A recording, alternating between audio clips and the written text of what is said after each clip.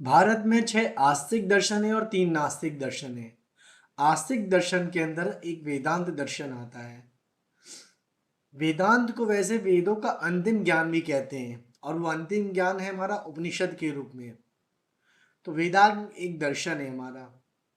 ब्रह्म की अवधारणा, जगत की अवधारणा, माया की अवधारणा, जीव की अवधारणा, आत्मा की अवधारणा, मोक्ष की अवधारणा, इन विषयों पर मुख्य रूप से चर्चा की गई है। वेदांत दर्शन बात करता है अद्वैत वेदांत की। अद्वैत मतलब जो दो नहीं, यानी कि इस जो जीव है, जो ब्रह्म है, या ब्रह्मांड के हर कण में, हर एक जीव में ईश्वर का वास है। ब्रह्म सत्यम जगत मिथ्या, ये हमारे शंकराचार्य ने इसके बारे में बताया कि जगत माया है, मिथ्या है, और भगवान ही, ब्रह्म ही, ईश्वर ही परम शक्ति है जो हमेशा सदैव स्थिर रहते हैं। तो ब्रह्म की अवधारणा क्या है? तो कहते हैं इनसे सारी सृष्टि का निर्माण हुआ है। तो शंकराचार्य ने ब्रह्म की सत्ता को ही वास्तविक सत्ता माना है। वो कहते हैं सब में, जीव रूप में, या सभी जीवों के अंतर्गत वो भगवान का वो अस्तित्व है जो जीव है। शंकराचार्य ने कहा कि ब्रह्म सत्यम जगत मिथ्या जीवो ब्रह्मोपनापरः। जीवो ब्रह्मोपनापर अर्थात ब्रह्मा ही एकमात्र सत्य है। जगत मिथ्या तथा जीव ब्रह्म ही है, जीव भी ब्रह्म ही है, अन्य कोई नहीं। जीव ब्रह्म है, ब्रह्म ही जीव है, यानी सब जगह पर ब्रह्म का ही वास माना है और अन्य कोई मूल तत्व, अन्य किसी और तत्व की बात उन्होंने नहीं की है। तो ब्रह्म के द्वारा ही इस ब्रह्मांड की संरचना हुई है और ब्रह्म ही संसार का निर्माण अपनी माया शक्ति द्वारा करता है। उनकी इच्छा होती है तो इन चीजों को आगे वो सृष्टि का निर्माण करते हैं। शंकराचार्य ने सत्ता की 3 कोटियां बताई हैं। एक है पारमार्थिक सत्ता, एक है व्यवहारिक सत्ता और एक प्रतिभाषिक सत्ता। पारमार्थिक यानी किसी परम अर्थ के लिए, और व्यवहारिक जो हम व्यवहार करते हैं, और प्रतिभाषिक जो हमें दिखाई देती। पारमार्थिक सत्ता क्या है? अगर हम एक दृष्टि की बात करें तो ब्रह्म निर्गुण है और पूर्णतः सत्य है। निर्गुण और सरगुण 2 गुण की बात की गई है। जो कहते हैं, कई लोग कहते हैं ब्रह्म जो ईश्वर है हमें सगुण रूप में दिखाई देते, कई लोग निर्गुण रूप की सत्ता मानते हैं। तो शंकराचार्य ने यहाँ निर्गुण रूप की बात की है तथा सर्वशक्तिमान व सर्वव्यापी है। ब्रह्म अनेक जीवों के रूप में प्रकट होता है और ब्रह्म का अस्तित्व देश काल से परे है। वो किसी स्थान या किसी विशेष से नहीं वास्ता रखते कि वहां पे है वहां नहीं है, ऐसा नहीं है।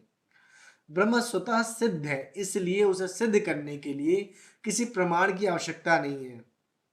दूसरी है जगत की अवधारणा। जगत ये दुनिया, ये सृष्टि, ये माया। शंकराचार्य के अनुसार जो जगत है वो मिथ्या है, एक स्वप्न की भांति हमें प्रतीत है। स्वप्न की तरह हमें समझना चाहिए क्योंकि जगत हमेशा परिवर्तनशील है और इसका वास्तविक अस्तित्व नहीं है। जगत स्वप्न प्रवत काल्पनिक है, मायिक है एवं असत्य है, किंतु व्यवहारिक दृष्टि से जगत सत्य है क्योंकि हम जब व्यवहार करते हैं तो हमें जगत दिखाई देता है, क्योंकि इसी जगत में रहकर मनुष्य ज्ञान, कर्म, भक्ति और मोक्ष की प्राप्ति करता है। शंकराचार्य कहते हैं कि जगत को समझने के लिए 3 सत्ताओं का उल्लेख किया गया है। एक आर्थिक सत्ता, एक व्यवहारिक सत्ता और एक प्रतिभाषिक सत्ता। मतलब जगत को भी समझने के लिए इन सत्ताओं से हमें आगे बढ़ना पड़ेगा। इनको समझ करके हमें चीज़ों को समझने की कोशिश करनी पड़ेगी, तभी हम इन सत्ताओं के बारे में समझ सकते हैं। अब है माया। माया यानी संसार, ये दुनिया। इसकी अवधारणा क्या है कि शंकराचार्य के अनुसार आदिकाल से ही परम तत्व अर्थात परमात्मा ही की शक्ति हमेशा विद्यमान नहीं है। इसे माया की संज्ञा दी गई जो कि ना तो सत्य है और ना ही असत्य, इसका वर्णन संभव नहीं। परमात्मा माया की सहायता से जगत का निर्माण करता है और सत्य को केवल परम तत्व ही जानता है जो जगत की समस्त वस्तुओं से उपस्थित है। ब्रह्म ही जगत की रचना का उपादान कारण है। वे सभी प्राणियों को माया द्वारा उत्पन्न करते हैं और इस माया के जाल में फंसकर प्राणी या यह भूल जाता है कि ईश्वर उसका सर्जन करता है, उसका मालिक है, सृष्टा है, जिसके कारण वह स्वयं को एक स्वतंत्र सत्ता मान लेता है और फिर अविद्या के कारण समस्याओं में फंसता है और अपने शरीर, मन और इंद्रियों में सिमट जाता है। इसी अज्ञानता के कारण, इसी कारण अपने आप को कर्ता मान लेता है और संग काम कर्म करते हुए पाप, पुण्य और अन्य कर्मों का भागी बनता है, पाप पुण्य कर्मों के फल का भागी बनता है। इसी कारण से उसे जन्म और मृत्यु के बंधन में रहना पड़ता है। ज्ञान हो सकता है कि उसका संबंध परमात्मा से भी है, तब उसकी अज्ञानता धीरे धीरे छूटने लगती है। वह निष्काम कर्म होना चाहिए, उसकी प्रवृत्ति हमेशा सदैव सतमार्ग की तरह होनी चाहिए और परमात्मा में लीन रहनी चाहिए। उसके बाद जीव की अवधारणा। जीव की अवधारणा क्या है कि अद्वैत दर्शन के अनुसार प्राणी माया की रचना है।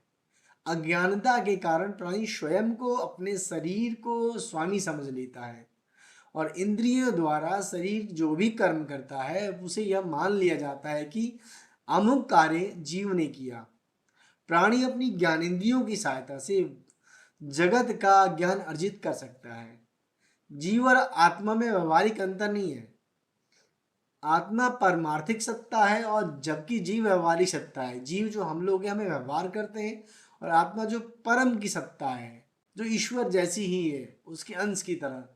जब आत्मा शरीर इंद्रियां मन के अधिकारियों से शुरू होती है तब वह जीव होता है, और आत्मा एक, जब जीव भिन्न भिन्न शरीरों में अलग अलग है, इस प्रकार जीव आत्मा का आभास मात्र है। आत्मा मुक्त है परंतु इसके विपरीत बंधनग्रस्त है।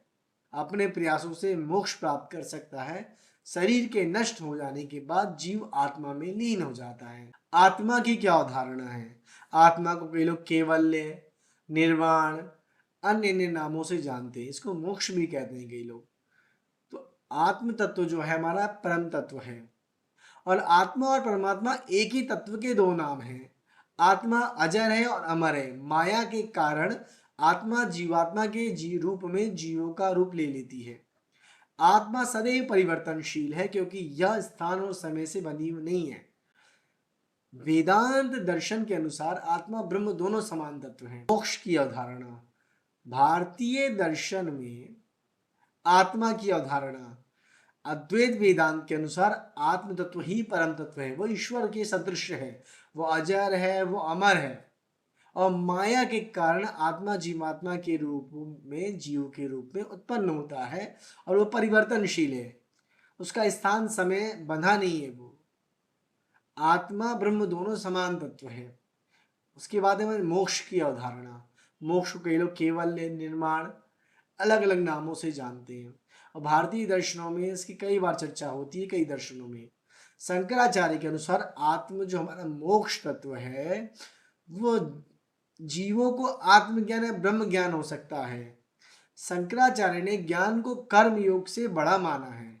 मोक्ष प्राप्ति के लिए निष्काम कर्म की आवश्यकता होती है और सकाम कर्म से मोक्ष प्राप्ति नहीं हो सकती। कर्म फल के कारण जीव मरण के बंधन में बना रहता है, और जब तक इस बंधन में जीव रहता है उसे आत्मज्ञान नहीं हो सकता है। उसे निष्काम कर्म योगी कर सकता है, इसे आत्मज्ञान का बोध हो सकता है। तो ये वेदांत दर्शन के बारे में कुछ ब्रह्म की, आत्मा की, मोक्ष की, जीव की अवधारणा थी जो आप समझ सकते हैं।